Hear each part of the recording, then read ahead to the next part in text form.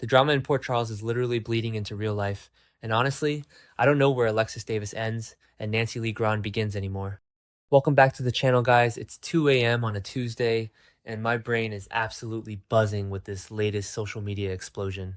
Okay, so I've been thinking about this, and I just can't wrap my head around the Nancy Lee Grahn situation. Like, I'm sitting here scrolling through her threads in Twitter, or X, whatever we're calling it now, and I'm just staring at my screen in total disbelief. She made this post about Vice President JD Vance's wife, Usha Vance, and it is, wow, it's a lot. Wait, actually, let me back up. First, I should mention that Nancy has always been super vocal about politics. Like, always. I've been following her for years, and she never holds back. But this latest post? People are saying she went way too far. And honestly, I kind of see their point. Or maybe not. I don't know, it's just really intense for a daytime soap star to be this aggressive online. Here's what's bugging me. The specific wording she used. She wrote that Usha Vance hosted a book lynching party in her backyard, and then said something about kicking kids off Snap for an all-you-can-eat picnic with a piñata of an illegal immigrant filled with candy for dessert, and then she ended it with fascist fun days. Like, what? I mean, I know she's angry about the administration, but using words like lynching in a political jab, it's weird. Like, really weird. The whole thing is just weird. You read it and you're like, wait, did an ABC actress just type this out, read it back to herself, and hit send without a PR person tackling her to the ground?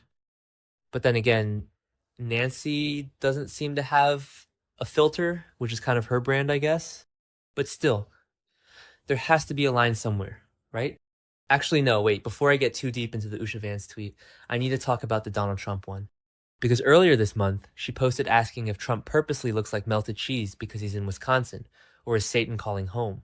Which, okay, is kind of a standard late night talk show joke, I guess.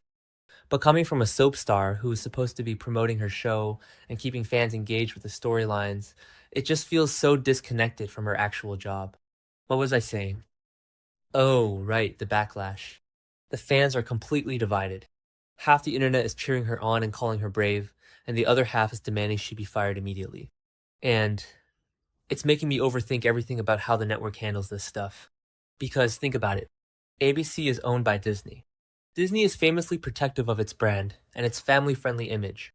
I mean, not exactly, but kind of. They fired Steve Burton and Ingo Rademacher over the COVID vaccine mandate a few years ago, which was a huge political and health controversy. But Nancy can tweet about book lynching parties, and the producers are just crickets. I think it was episode 12 or 13, somewhere around there where Steve Burton came back recently as Jason, and you just have to wonder what the vibe is on set. Like, Steve is back playing Jason, who is currently locked up by the WSB taking the fall for Rocco shooting Ross Cullum, and Nancy is over here tweeting about Satan calling Donald Trump. The backstage dynamic must be absolutely fascinating. Or maybe they just don't talk to each other. I don't know, maybe they just stay in their dressing rooms. Okay, I know I just said the opposite, but hear me out. Maybe the producers are terrified of her? Like, what if executive producer Frank Valentini has tried to pull her aside to tell her to tone it down, but she just steamrolls him with a political debate? It probably doesn't matter, but I noticed that her character, Alexis Davis, is basically the moral compass and legal eagle of Port Charles. Alexis is currently dealing with Curtis Ashford's massive felony assault case. Curtis literally punched Isaiah Gannon, ruined his hand so he can't perform Derek's liver transplant, and now ADA Justine Turner is prosecuting him. Curtis wants Alexis to defend him. So Nancy is playing a lawyer defending an unrepentant guy on TV while acting like a prosecuting attorney against the Republicans on her social media. The parallel is just... Wait, what was the point? Anyway, the point is, it almost feels like Nancy wants to be a politician more than she wants to be an actress right now. I read this report that said when she does fan meet and greets, she barely even talks about General Hospital. Imagine paying good money to meet Alexis Davis, and instead, you get a 4-5 minute lecture on the socioeconomic impact of the current administration. Which, like, is fine if you're into that, but if you just want to know if Alexis is going to get back with Rick Lansing or how she feels about Julian Jerome's ghost, you're out of luck. It's just so bizarre to me that someone whose entire platform comes from playing a fictional character in a fictional town seems so entirely checked out of that town. And it's not like she doesn't have good storylines right now. Wait, let me backtrack. Alexis is actually in the middle of some really juicy, heavy material. Like, she just found out Christina is moving to California for medical school. Kate Mansi is leaving the show, and Christina's exit is huge.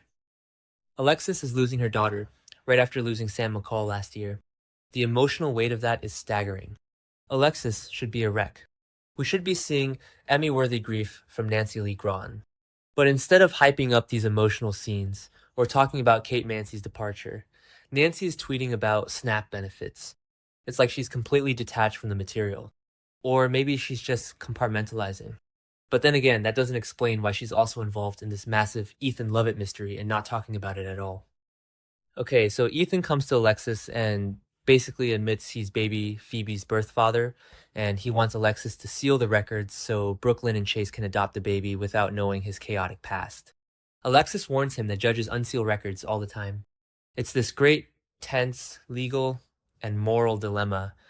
Alexis is holding the keys to Brooklyn's entire future. And on top of that, Alexis and Ava Jerome, who, by the way, have such a complicated, messy history, are in Manhattan investigating the shady art gallery owner named Apollo to find out about Delilah Wilson's Kyoko tattoo. Like, hello? Alexis and Ava teaming up to interrogate an art dealer in New York City about a dead woman's mysterious Japanese tattoo. That is peak soap opera camp. That is the stuff we watch for.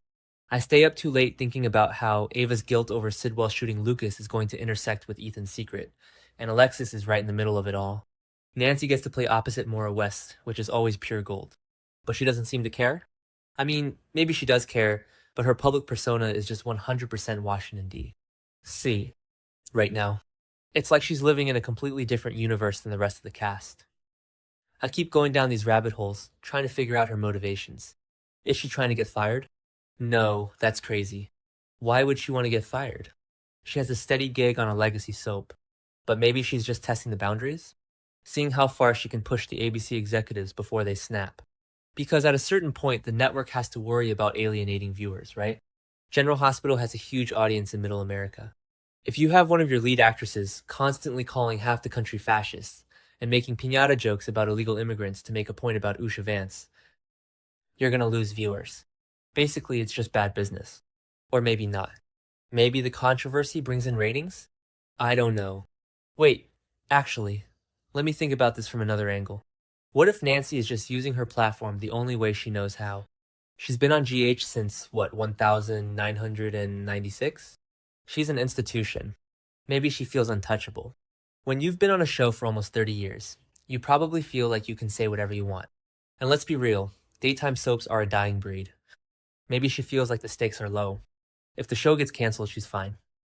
If she gets fired, she becomes a political martyr and probably gets a podcast on MSNBC or something. Kind of a win-win for her? Sort of? It's weird though. Like, really weird. The whole thing is just weird. Because the show itself is firing on all cylinders right now and needs its cast to promote it. We've got Jen Sidwell escaping from the cops with Cassius's help. We've got Jocelyn locked in a Windermere basement with a drugged Liesel Obrecht. We've got Michael setting up this elaborate, psychotic cheating trap to push Willow and Chase together at the boathouse, just to ruin Brooklyn's life because he figured out she was the hit-and-run driver. The canvas is so rich right now. Everyone is doing the most. And Alexis is tied into so much of it. She's giving legal advice to Curtis, she's dealing with Ethan, she's mourning Sam, she's saying goodbye to Christina. But whenever I watch an Alexis scene now, I can't unsee the tweets. I'm sitting there watching her talk to Ethan about sealed adoption records, and my brain is just screaming, "Melted cheese, Donald Trump." It completely takes me out of the story. And I think that's the real problem here. It's not just that her politics are polarizing, it's that her real-life persona is eclipsing her character. You can't suspend disbelief anymore. When an actor becomes louder than the character they play, the magic kind of dies. Or maybe that's just me overthinking it. I don't know, I always overthink this stuff. I mean, I want to just watch Alexis be a fierce lawyer without thinking about her Twitter feed. Probably doesn't matter, but I noticed that the show hasn't really given Alexis a major romance in a while. I mean, she's interacting with Rick Lansing again, but it's mostly about legal strategy for Tracy Quartermaine trying to oust Sidwell from deception. Is it possible Nancy is just bored? Like, if they gave Alexis a sweeping, epic love story, would Nancy put down her phone and focus on the script? Or is she just fundamentally over the soap opera genre? It really feels like she's auditioning for a seat in Congress or a spot on a political panel show. I wouldn't be surprised if she announces a run for local office in California next year. And then there's the whole Rocco and Britt storyline. Britt is on the run with Dante and Lulu's kid, and everyone is panicking. Cullum is hunting them down. Sonny is threatening to eliminate Cullum. There is so much high stakes action happening, and Alexis is the matriarch of a major family in this town. She should be deeply embedded in the emotional fallout of all these interconnected plots. But instead, fans are logging online and seeing her fight with random political trolls. It just creates this bizarre dissonance. You want your soap stars to be a little dramatic, sure, but this is a different kind of drama. Anyway, the point is, wait, what was the point? Oh, right, the backlash. The fans are mad. The critics are writing articles. The network is silent. And Nancy Lee Grahn is probably drafting her next political takedown right now, while she's sitting in the GH makeup chair. It's a mess. A fascinating train wreck of a mess, and I can't stop analyzing it. I mean, I guess we'll just have to wait and see if ABC finally issues a statement, or if they just let her keep tweeting into the void. Okay, I'm exhausted. My brain is fried, and I need to stop going down these late-night internet holes. I'll probably wake up tomorrow and completely change my mind about all of this.